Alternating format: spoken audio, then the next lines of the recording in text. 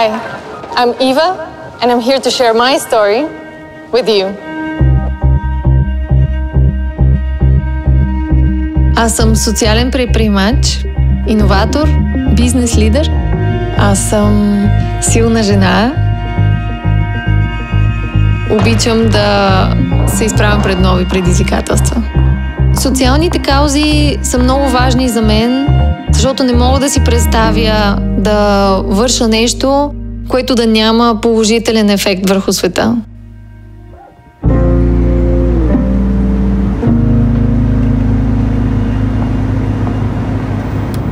Независимостта за мен е свободата да се вгледаш в себе си и да слушаш вътрешния си глас и да взимаш решения спрямо това, което той ти казва.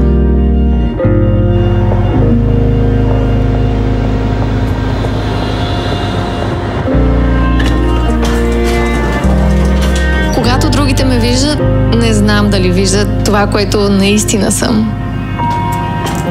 Това, от което най-много се страхувам, е да не разочаровам хората. Съмнения имам непрекъснато. Съмнения за себе си, съмнения за идеите си, съмнения за начинанията си, винаги. Начинът, по който се справям с тези съмнения, е просто да вървя напред. Промяната е това, което ни помага да растем.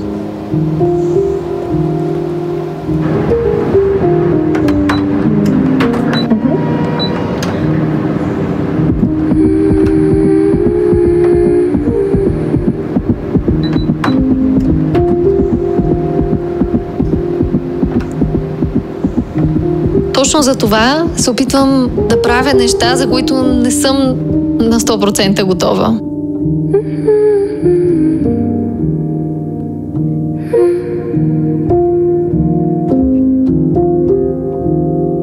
Майчинството е нещо, за което въобще не съм готова.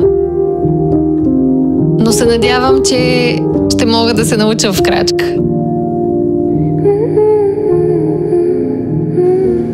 Embrace change whenever it comes and embrace all of these new identities that you come across and that become who you are as a person, more complex every time.